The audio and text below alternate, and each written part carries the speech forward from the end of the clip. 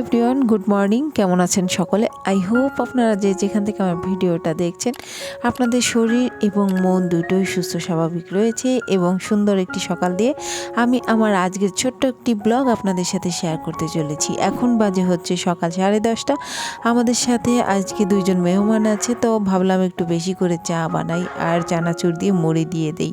মেহমান বলতে তেমন কেউ নয়, পাশের বাসার ভাবি রয়েছে আর তার একটা বাচ্চা আমাদের সাথে সারাক্ষণ থাকে আর কি। বেশিরভাগ সময় আমার মেয়েদের সাথে ওরা খেলাধুলা করে, তো একসাথে।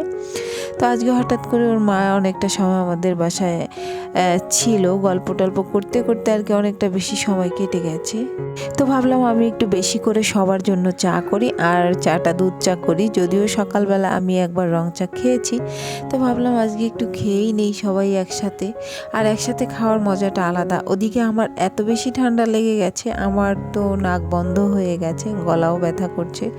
তো অনেকটা বেঁচে গেছে, তাও কিন্তু আমি সোয়েটার ছাড়ছি না, সোয়েটার না সরি চাদর গা থেকে ফেলছি না। আর ওই যে কান টুপি পরে আছি, সম্পূর্ণ ঢেকে নিয়েছি কান, তারপরে গলা, কারণ গলা একটু খুসখুস করছে। যদিও কাশি আসছে না, কিন্তু কাশি আসতে আর কতক্ষণ, আর যদি এসে যায় তো বিপদে পড়ে যাব। কাশি হলে আমাকে সহজে ছাড়ে না, খুব বিপজ্জনক ব্যবস্থা করে তারপরে ছাড়ে।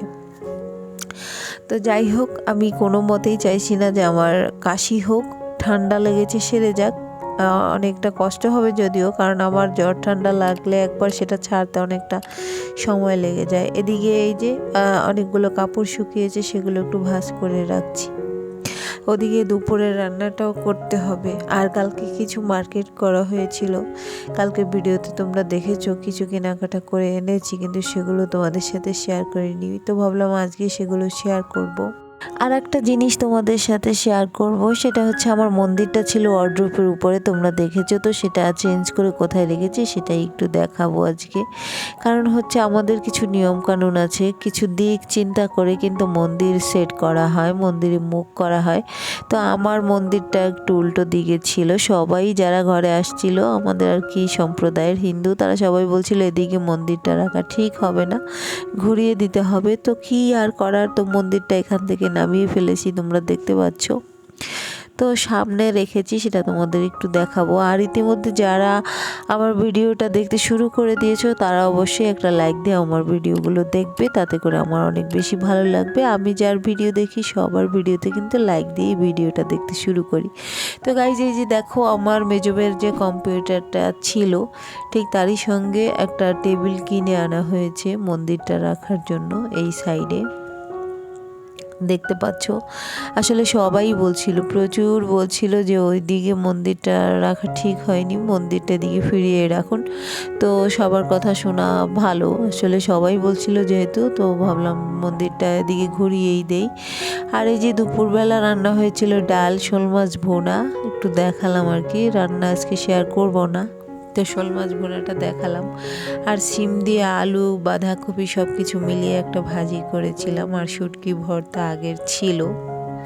আর সেই কারণেই হচ্ছে রান্নাটা আজকে তোমাদের সাথে দেখালাম না। আর এই মাত্র রান্না করেছি ডাল, ভাজি, আর এই হচ্ছে তোমার শোল মাছ বোনা। তো কালকের যে মার্কেটগুলো করা হয়েছে সেইগুলোই তোমাদের সাথে এখন একটু শেয়ার করছি।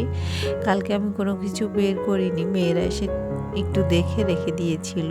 তো আমি পরে ভাবলাম যে আমি পরে যখন সময় পাবো তখন তোমাদের সাথে শেয়ার করে দেবো। তো 30টা ডিম আনা হয়েছে, আর এই যে দেশি মুড়ি কেনা হয়েছে, একটু মোটা টাইপের। বললো দেশি মুড়ি, মুড়িতে সবই দেশি, কিন্তু সার ছাড়া একটা ভাজা হয়, একটা নর্মালি ভাজা হয়, এটা সার ছাড়া যেটা ওইটাই আর কি। আর এই যে ডাল, আমাদের ডাল ছাড়া চলে না, এক কথায় ডাল খেতেই হয়, প্রতিনিয়ত ডালটা লাগে। কারণ আমরা সবাই ডালটা অনেক বেশি পছন্দ করি, বাচ্চারা প্লাস আমরা দুজনে ডালটা খাওয়া হয়। তো ডাল শেষ হয়ে গেলে মনে হয় কিছু একটা নেই। ঢাকা শহরে এমনিতেও ডাল, আলু আর হচ্ছে ডিম, এগুলো থাকতেই হয়, এগুলো না থাকলে একদমই ভালো লাগে না, বলো। তো যাই হোক, এই যে দেখো কি কি কেনা হয়েছে। তো বললাম তোমাদের একটু শেয়ার করে দেই, তো সব কিছুই অল্প অল্প করে দেখাচ্ছি। তো এটা কেনার অনেক আগে থেকে আমার ইচ্ছা ছিল। তো দু রকমের দেখেছিলাম, একটা মোটা আর এটা হচ্ছে একটু ছোট, একটু চিকন বেশি। কিন্তু শহরের বাড়িতে এর থেকে বেশি বড় তো প্রয়োজন হয় না সত্যি বলতে। শহর বলতে নয়, আমার যেহেতু তোমার গ্যাসে কাজগুলো করতে হবে সেহেতু ছোট হলেই ভালো হয় কাঠিগুলো চিকেন ফ্রাই করার জন্য। তো আমি ছোটোগুলোই নিয়েছি, বড়টা এনে কোনো লাভ হতো না, কারণ ওই চুলা তো আমার নেই, কয়লা পোড়ানো হয় যেগুলো, তো সেই কারণে এগুলো নিয়েছি। আর এই যে আমার ছোট মেয়েটা একটা রং পেন্সিল নিয়েছে, ছোট মেয়ে না, 3 মেয়ের জন্যই আনা হয়েছে, 3জনেই কাজ করবে, সবার আছে, তারপর আর একটা নিয়ে নিয়েছে এই যে। তো কালারটা অনেক সুন্দর ছিল এবং অনেকগুলো কালার। আর এই যে অহনামণি যেখানেই যাবে তার পুতুল কিনতেই হবে। এই যে একটা পুতুল কিনে নিয়ে এসেছে, 500 টাকার উপরে নিয়েছে এই পুতুল সেটটা। আর আমার এই যে ক্লিন অ্যান্ড ক্লিয়ার শেষ হয়ে গিয়েছিল, সাথে হচ্ছে ভিমবার, লিকুইড ভিমবারটাও শেষ হয়ে গিয়েছিল, তো একটা নিয়ে নিলাম আর কি। আর কম্পিউটার পরিষ্কার করার জন্য, টিভি পরিষ্কার করার জন্য ক্লিয়ারটা নিয়ে নিয়েছি, দেখতে পাচ্ছেন। তো এই ছোট ছোট কিছু মার্কেট আর কি করা হয়েছিল, অবশ্য গিয়েছিলাম খেতে, তো আসার পথে আনা হয়েছে এগুলো।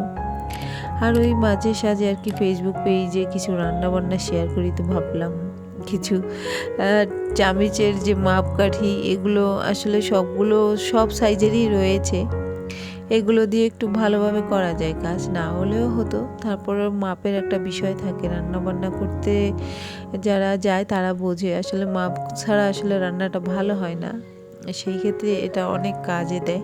তো ভাবলাম নিয়ে নেই একটা। আর এই হচ্ছে আমার কেক বানানোর জন্য একটা ট্রে নেওয়া হয়েছে, আমার ট্রে আছে, তাও ভাবলাম এরকম সাইজের একটা নিয়ে নিই।